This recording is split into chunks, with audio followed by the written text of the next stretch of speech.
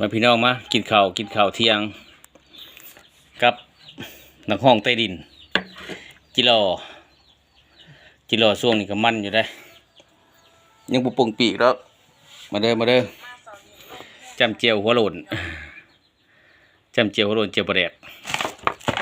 มาบ่มีผักมันมีแต่ปักแตงอยู่ชวนบ่ไปเก็บฮ้อน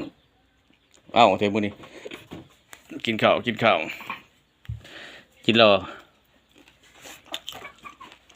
อย่างคนทางไปทางหน้าเตยเนาะ อย่าเข้มเว้ย มาเดินกินข้าวกันพี่น้องมาแต่การ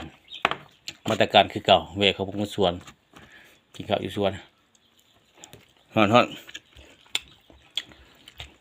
ในบ้านเป็นผู้จิตหล่อได้จักตัวเลยบริหารครับแล้วอยู่ประมาณ40แบบพี่น้องมากินข้าวเมื่อฮ้อนแห้ง